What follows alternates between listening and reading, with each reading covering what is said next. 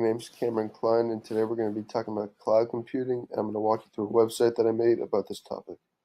So the first thing we're going to look at right here is a banner that we made. This is a banner made using a video editing program called Pixlr. This little icon right here is actually what we call a GIF, so at times it will move back and forth. That was also made using Pixlr. We also have this photo right here, which was saved through my computer, which we uploaded onto our file manager, then uploaded onto the website. We'll take a look a little bit later at how we use the code to upload this picture. This background image right here, as you can see all these clouds, this is also saved from our computer and then uploaded onto File Manager, where we upload this onto the website. Down here we have this abstract. That's basically the introduction. This entire page is called the index, which is also the intro page.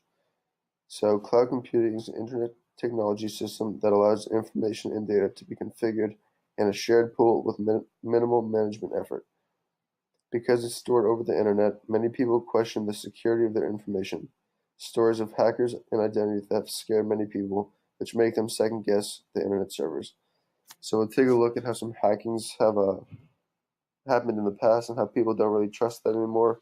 With an increase in technology, people are pretty skeptical that hackers are keeping up with the systems and are going to hack their accounts. So down here we have the table of contents. There's 5 total pages which we made. We're going to walk through each one, and we'll start there right now. So the first page is our purpose. We have a couple questions and a couple pictures along with that. We will stop and take a look at the banner. This was also made using Pixlr, and if we press on it, it takes us right back to the home page where we just were. And you can see that banner right here again. Alright, so the purpose, we're going to walk through these questions. This is question A. Indicate the name of the innovation and provide a clear, detailed description of its intended purpose, such as the problem that the innovation solved, the opportunity that the innovation created, or the discovery that the innovation made possible. So for this answer, I compared this to the how we store our pictures, songs, games, and notes. So I figured that in today's day and age, many people are familiar with iCloud. So I talk about that right here with cloud computing. Many people are familiar with iCloud, so they save all their pictures, their songs, their games, their notes from their iPhone onto an internet server. This is probably the best example of modern use today because so many people are familiar with the iPhone. If you come down here, we have a picture, kind of goes right along with what was set up above.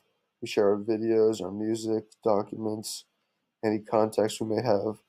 We may not realize it, but every time that we save things to our phone, it's actually being saved to this cloud storage system. Right down here, we have this bar. One link takes you to the home page, or you can press the next section. Because this is the first page, there's no previous section, but once you take a look at the next page, we'll see that previous section. So here's our effects and impacts. We start right here. We have a picture, just pretty generic picture. And we have question B, which says, explain a benefit or harmful effect of the innovation. So this goes back to what I was talking about earlier with the hackings. Although there are many benefits that come with cloud computing, many people question the safety of cloud computing and who have access to their information. So when you put this information on the internet servers, you don't really know where your information is going. So there's a chance of breaches, thefts. Down here we have a graph that shows the percent of breaches and how the breaches happen. So theft is obviously more than 50% of the breaches. When someone tries to breach an account, they're often looking for some kind of theft, some kind of gain out of this. Many people are worried about safety of cloud computing, but the laws and regulations prevent this from happening often.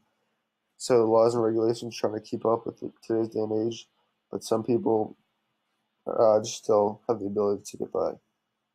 We're going to take a look right now at the video that we made. We haven't take a look at the intro and the conclusion, which we also may use in a video program called iMovie.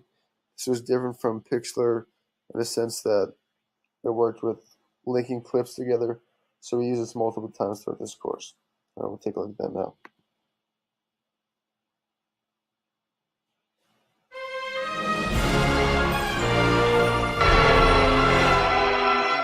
cloud computing is safe? I do believe it's safe, but I believe that over the years, because more people are starting to use iCloud and programs like that, the hackers are going to start hacking all these iCloud accounts. So I think over the years it's got less safe, but I still believe that it's safe. Here's iCloud in action.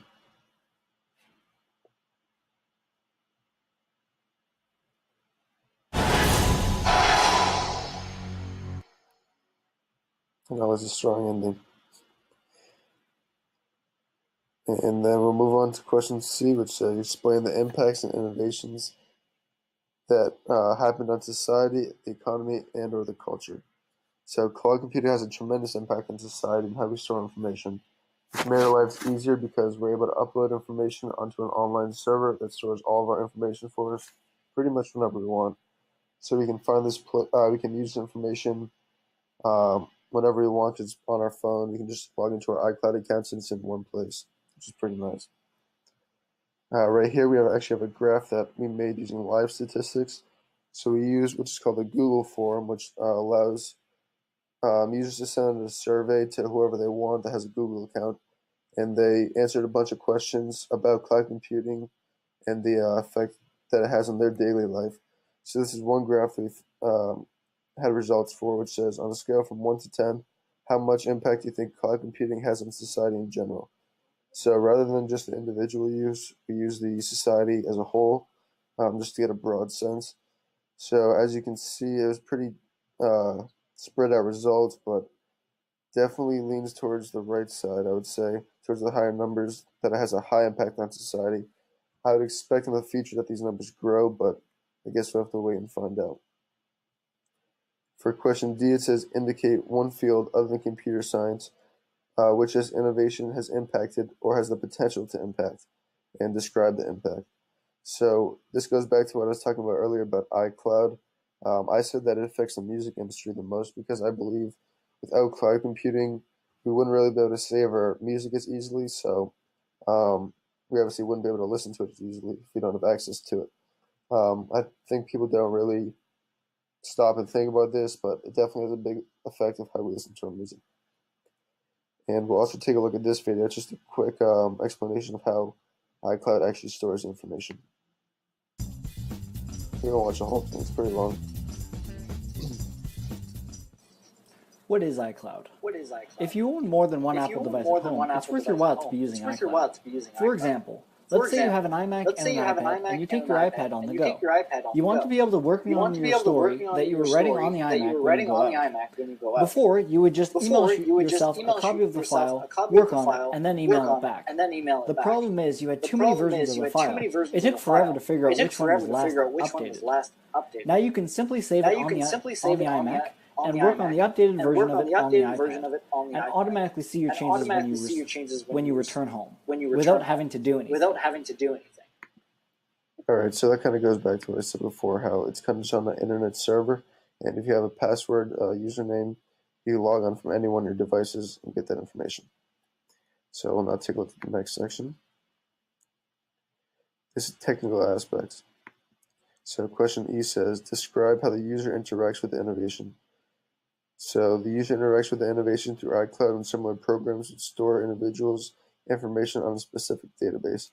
Using mobile phones such as a laptop or phone, users can access their accounts with a simple username and password. Question F says, describe in detail how the innovation's technology incorporates at least one big idea of extraction, algorithms, programming, and or the internet to accomplish its purpose. So for this one, that was pretty easy. Cloud computing pretty much relies on the internet and functions on the internet. It's an internet server. It's completely on the internet, and all the programs are saved onto all the files are saved onto the internet servers.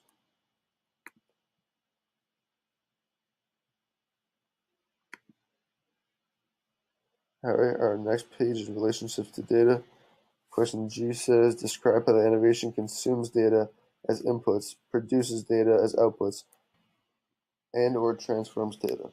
So cloud computing consumes data through its users uploading their information onto the internet servers. At one time, millions of people are uploading pictures, games, videos onto their specific accounts. So although there's a large variance in the data storage per day, internet programs have an idea of how many files are going to be stored at a time, and they have to be ready to hold pretty much unlimited data. Question 8 says, describe at least one data storage concern, data privacy concern, and data security concern related to the innovation. So this goes back to what I was talking about earlier about the hackings. It's definitely a big concern in this field and definitely the biggest concern. So that was our last question. For the last page, we're going to look at our references and some of the sources that we used. So we'll take a look right here at cloud computing safety. So this is a CNN article about how safe cloud computing is.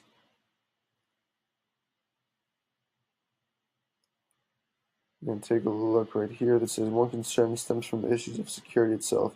Companies have in place their own firewalls and antivirus software programs to protect data stored on the premises. When the computers outsource, control of security measures also relinquished. So it doesn't really sound too convincing to me, but people kind of have to rely on these internet servers to hold their information, and there's not really much that we can do about it.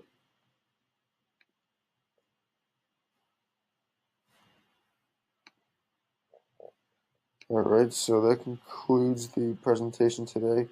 I definitely enjoyed making this web page. It was something new I've never done before, so I really enjoyed using these techniques.